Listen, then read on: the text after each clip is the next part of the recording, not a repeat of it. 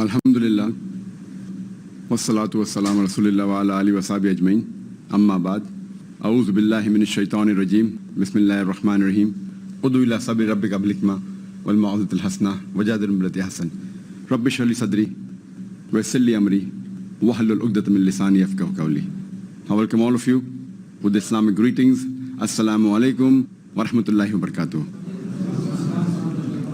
May peace, mercy and blessings of Allah subhanahu wa ta'ala be on all of you. You are most welcome to ask any questions on Islam and comparative religion. So if any brothers and sisters have any questions, they are most welcome. अस्सलामु अलैकुम sir, जैसे कुरान में आता है कि नमाज पढ़ो, तो अल्लाह के रसूल सल्लल्लाहु अलैहि वसल्लम ने उसका पूरा तरीका बताया कि ऐसे नमाज पढ़ो करके। तो इस्लाम में तबलीग करने का कोई ऐसा फिक्स तरीका है क्या कुरान में या हदीसों में? ऐसा कोई फिक्स तरीका तबलीग करने का दीन की? There is a question that how it's mentioned in the Quran you should offer salah. Similar thing is mentioned in the hadith. Prophet sallallahu alaihi wasallam has showed how to offer salah. So he's asking a question that is there any way which the Prophet has showed about doing tableeg, doing dawah? And if you read the Quran, there are various verses in the Quran which speak about how to do dawah, and there are various hadith. All these are guidelines for us. In the Islamic Sharia, you should be very careful that in the thing of ibadah, like offering salah, or like giving zakat, or about tawheed, whatever is mentioned in the Quran and Hadith, only that should be followed, nothing else. What has been told in the Quran and the Hadith, only that should be followed. Anything else besides what is mentioned in the Quran and the Hadith, what Allah and His Messenger said, it is wrong. But what is mentioned is correct. In the other aspects besides worship, anything what is mentioned in the Quran and the Hadith that is haram is prohibited, everything is allowed. So in the thing of worship, in the aspect of worship, whatever is mentioned is a fard, what is not mentioned is prohibited in the aspect of worship. In all the aspects of non-worship, like how to eat, how to dress, how to talk, including dawah, what is prohibited is haram. What is mentioned, something that's fard is fard, maybe mustahab, but what is not mentioned is permitted. It may come in the category of fard, may come in the category of mustahab, that is encouraged, maybe come in the category of mubah, or maybe makruh. So what is mentioned as haram, is prohibited. What is not mentioned as haram is halal, is permitted. In the permitted category, it may either come as fard, that's compulsory, it may come as mustahab, that is encouraged, it may come as mubah, that is optional, or come as makruh, which is discouraged. That depends upon the hadith. So here we analyze that in the same way in dawah, there are various guidelines mentioned in the Quran and the hadith. So there are various guidelines in the Quran and hadith. For example, the verse I started my talk with, Surah Nahl, chapter number 16, verse number 125, which says, Udu ila sabili rabbika bil hikmah wal mau'izatil hasana wajadil billati ahsan. Invite all to the way of thy Lord with wisdom and beautiful preaching, and argue with them and reason with them in the ways that are best, most gracious. This is one of the important verses in the Quran mentioning about dawah. Now how to understand it, people may differ. Some people may say that hikmah means always being soft, that should not hurt anyone. This verse is normally quoted by many people. And especially when Shaykh Didat went on the stage, people used to say, that speak with hikmah. Indirectly telling him, that say, don't be too harsh. See, here the Quran doesn't say, don't be harsh. Quran says, invite all to the way of thy Lord with wisdom and beautiful preaching. So the Quranic guidelines is wisdom and beautiful preaching. Now some people may misunderstand. They may think wisdom and beautiful preaching is always being soft. It can be, most of the time you should. Normally even tell me that when I go or giving lectures to the non-Muslims, before the talk, Zakir Naik speak with hikmah, indirectly telling me, Zakir Naik be soft. Like don't be too harsh and don't attack them, or So I'm not saying that wisdom means attack. Wisdom means, beautiful preaching means getting the job done, letting them know the message of Islam. And in context, if you see of this verse, of Surah Nahl, chapter number 16, verse number 125, the context of few verses earlier, where the ruku starts, it says that in Prophet Ibrahim is a beautiful example. That means, look at the lifestyle of Ibrahim, the way he did dawah. And when you see cross reference, it shows in some places of the Quran that he broke the idols. Some place it says that Prophet Ibrahim alayhi salam, he told his father that he was a mushrik and he was kicked out from the house. So at times when you have to say the person is a mushrik, you have to say, irrespective whether it's a father, he may be kicked out from his house. So that was hikmah. So people fail to realize many guidelines given in the Quran. So this is one of the important verses of dawah. There are various such verses. For example, Surah Al-Imran chapter 3 verse number 64 says, Ta'alaw ila qalmatin sawa'im bainana bainakum. Come to common terms as between us and you. Which is the first term? Allah na'budu illallah. That we worship none but Allah subhanahu wa ta'ala. So here this is a guideline which, according to me, I feel this is one of the master keys for dawah. Whenever speaking to a non-Muslim, come to common terms. What is mentioned in his scripture, ask scripture, what is common? At least that is agreed to follow what is common. And the most important aspect of commonality, the Quran says, is Allah na'budu illallah. That we worship none but Allah. So the most important aspect of dawah is tawheed. So in this way there are guidelines given in the Quran, guidelines given in the Hadith. Like our beloved Prophet ﷺ said, it's mentioned in Sahih Bukhari, Ballighu anni walau ayah. Propagate even if you know one verse. So even if you know one verse about Islam, as long as you know it correctly, you should propagate. So like that, there are several verses in the Quran and the Hadith talking about dawah. But since it doesn't come in the category of salah or zakah or tawheed, all what is mentioned in the Quran and the Hadith, some part becomes fard, some becomes mustahab, depending upon the context and the verses of the Quran or the Hadith. But if suppose, now I'm speaking on the microphone, you will ask me that did the Prophet speak on the microphone? I said no, Prophet didn't speak. So does speaking on the microphone is bidah? Is it haram? So I said no. This comes in mamlat, this comes in dawah, which is an important aspect, which is a fard in Islam, but doesn't come in the category of salah or zakah. Dawah fard is there, compulsory, no two doubts. But how to do it?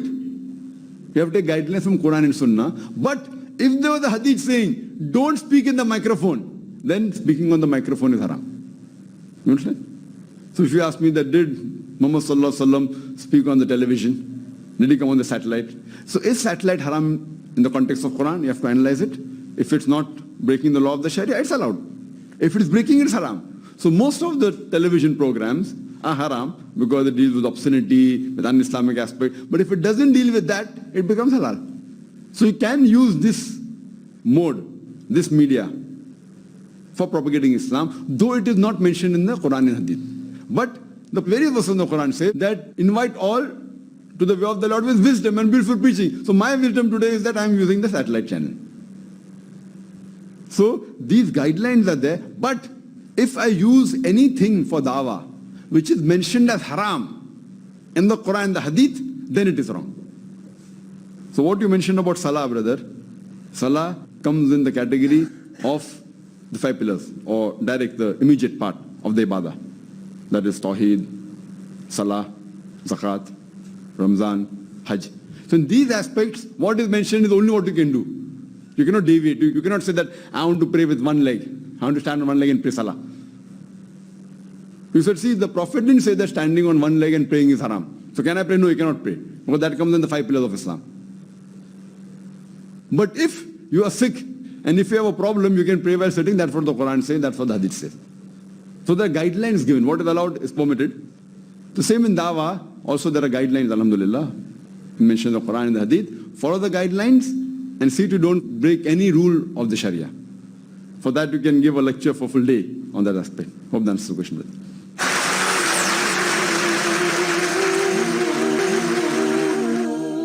Any sisters have any questions? Sir, I wanted to know, like there is so many people following the wrong things, doing idol worship, and the books speak about the Prophet wrongly. I always keep wondering, how come is it that so many people will go to hell? And I mean, nothing is going to get done about it. This is the question that we find in the Quran and various Hadith and the other aspects of the Islamic books, that many people have wronged, they have spoken against the Prophet. So she's wondering, how will so many people go to hell? The thing is that it's a test. For example, if you analyze that in the examination of the lower grade, most of the people pass. But the higher level you go, it becomes difficult to pass. So if you analyze that there are hadith saying, even of Muhammad sallallahu alaihi wasallam that there will be more women in hell than men. So people ask me, does it mean that women will make more sin? I said, Allahu Alam. But the population of women are more in this world. So logically, population of women in hell also would be more. That's the answer I give. But depending upon the context is very important. The Prophet did say more women will be in hell.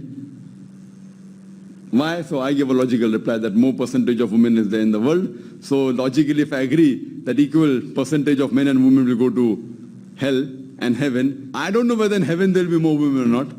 There's no hadith stating that. So that we have to analyze separately. But as far as the question is concerned, sister, that you don't realize or you don't understand that how will so many people go to hell? So that's the reason, sister, that those who have realized that, those are the people who will come to the straight path. And even many people after realizing that, what they think, that, oh, I at least will go to Jannah. You know, because the other people are so bad, I will surely go to Jannah. So the hadith of Hazrat Umar radiallahu anh, he said that if you know that there is one person going to go to Jannah, pray to Allah subhanahu wa ta'ala that you would be that person who go to Jannah. You can't say, oh, you know, there are other people who are better than me, so where's the question of me entering Jannah? So pray to Allah that you be that person. And if you know that one person is going to go to hell, you pray to Allah subhanahu wa ta'ala that may I not be that person. You cannot say, okay, you know, I am doing such good words, I am offering 5 times salah, I am giving zakat, that person is a robber, that person is doing sin. So if one person is going to go to Jahannam, surely it will not be me. Even if you know that one person is going to go to Jahannam, you should pray to Allah subhanahu wa ta'ala that may that person not be me. So based on this hadith, we realize that we have to strive and follow the guidance of Allah subhanahu wa ta'ala. So here in the Quran, Allah does say that most of the men yet do not know. That means most of the people are not following the message of Allah subhanahu wa ta'ala. So there are guidelines we see around us that most of the people are not following the guidance of Allah subhanahu wa ta'ala. That's the reason we realize that in hell, the chances of more people going to hell is more. Because they're not following the guidelines. That's the reason we should thank Allah subhanahu wa ta'ala. He has given us hidayah. But after He has given us hidayah, it's our duty that we follow His commandments. We know many people who are Muslims, but they aren't following the guidance of Quran and Sunnah. So these people who have realized and read the message of Allah subhanahu wa ta'ala, yet they do not follow. So we should pray to Allah subhanahu wa ta'ala that we should not be one of them. But if most of the people fail the examination, they have to go to hell. For example, if you go for a hand examination like a medical entrance test. So those people who want to go to medical college after passing 12, majority want to go, if we analyze more than 50%, but how many get in? Only a small percentage. I don't know whether it's 5%, 2%, 1%, but it's a very small percentage who actually get admission into medical college. So there you cannot say that I don't understand how will so many people not enter the medical college. So yeah, because if you have to enter medical college, you have to strive, you have to work hard, and you have to study. Similarly, to enter Jannah, it is not very easy. It may be more difficult than a medical examination. So this is a test for our sister for the hereafter, and those who follow the guidance of Allah subhanahu wa ta'ala, inshallah they'll enter Jannah. Hope that answers the question, sister. Any brother have any question? Yes, brother. Assalamu alaikum. Zakat is to be given to the deserving persons. So far, so good. But there are certain people who say zakat should not be given to sayyids. What's your comments on that? The brother asked the question that the various criteria for giving zakat, this should be given to deserving people. And if you read the Quran, in the Quran, Surah Tawbah, chapter 9, verse number 60, it gives 8 categories of people who zakat can be given.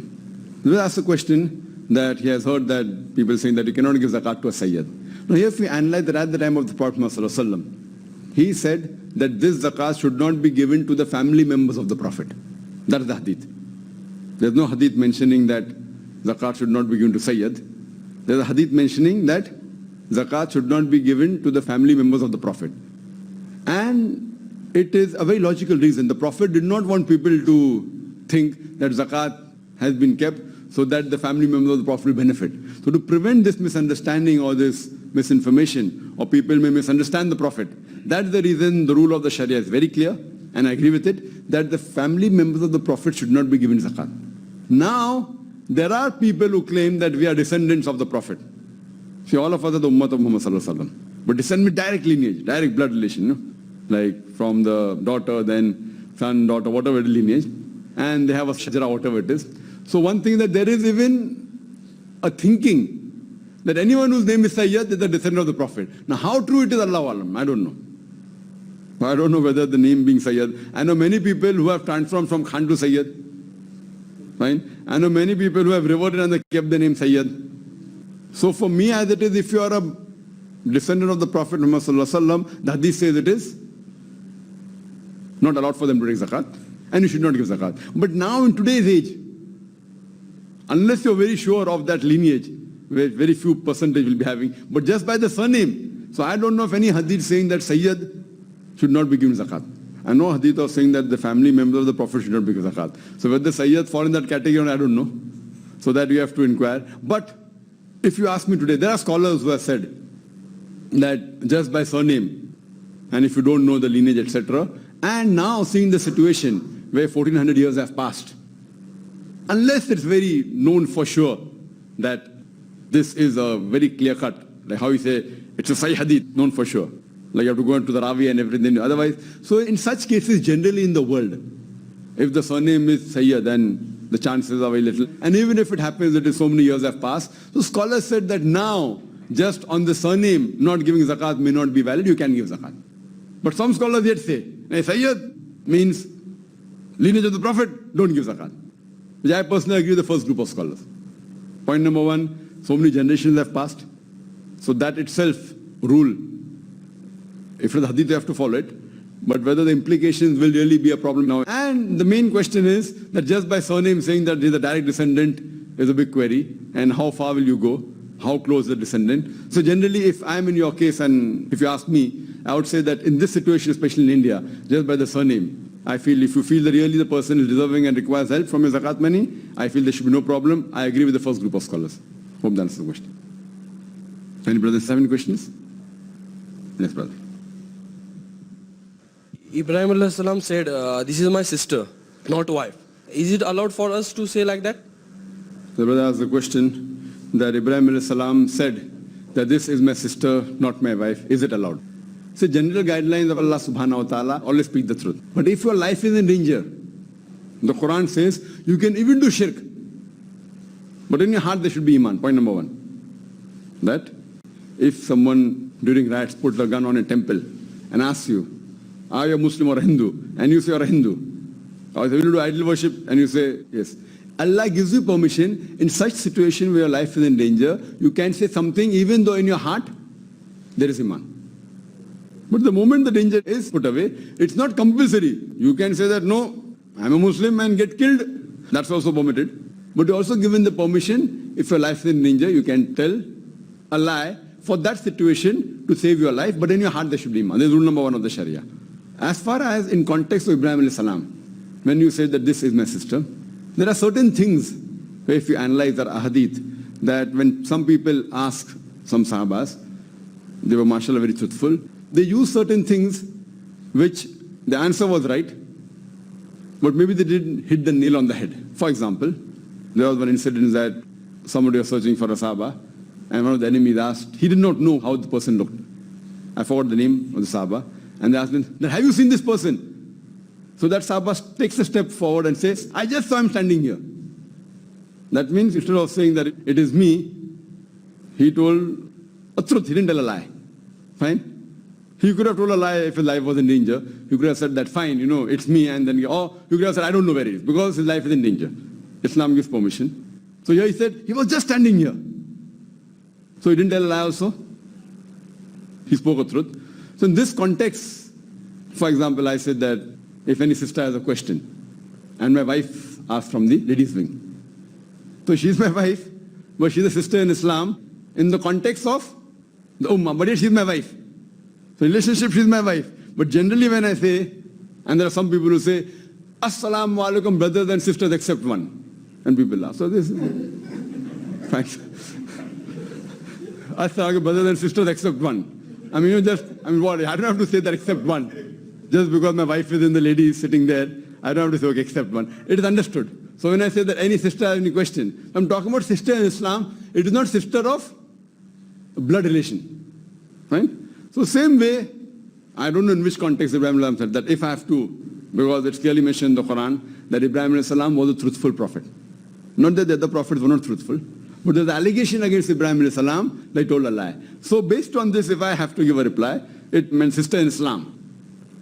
What Quran says in Surah Tawbah, chapter number 9, verse number 71, Allah says, wal mu'mineen wal mu'minat, ba'zum awliya ba'z, that the mu'min men and women, they are supporters and helpers of one another. Meaning, they are brothers and sisters to one another. So in this context, so in which context Ibrahim salam said, but the Quran says that, he said it, you're a truthful prophet and I believe in it. So maybe he used this strategy to see to it that he does not tell a lie and yet gets away from the problem. Hope that answers the question. Any brother have any questions? Yes, brother. Assalamu alaikum, brother. It's been some months since you had the symposium with Sri Sri Ravi Shankar. Could you narrate some incidents which you have experienced after that pertaining to the talk? Well, the question that it has been few months since I had the debate or symposium with Sri Sri Ravi Shankar. Is there anything pertaining to that after that, you have asked me? Yes, immediately after that, the next Sunday, we had a sequel to it here in this auditorium. We had a sequel to the dialogue, concept of God, Hinduism and Islam, between myself and Sri Sri Ravi Shankar. Sequel is a follow-up or a succession. Because there I was trying to see to it that I didn't hurt anyone's feeling. I was trying my level best to convey the message, which I did there. But we had a sequel just giving the background, that many things I did not say because I didn't want to hurt him, but yet see to it that the message is conveyed. Sequel, basically we had many things which he mentioned in the book, which were against Islam, though it did not fall on the topic. Some I did clarify which fell on the topic. Some which were not there, I didn't want to go outside the topic. So that sequel was mainly kept to let the masses know, the world know, that the book is written on the common thread between Hinduism and Islam. There are many mistakes. In fact, it's not worth revision also. There are hundreds of mistakes. So just to clarify these mistakes he has made, and many things what he says is wrong. So that was a sequel, because he's a very popular figure. So that's the reason we had a sequel to it, giving more explanation. And that also inshallah will be released really shortly. Hope that answers the question. Wa akhir da'wana alhamdulillah bil alamin. يا رب إنك أنت السلام منك السلام إليك السلام فيا رب إنك أنت السلام منك السلام إليك السلام لأمرك يرجع أمر الأنام بين يديك قلوب الأنام لأمرك يرجع أمر الأنام بين يديك قلوب الأنام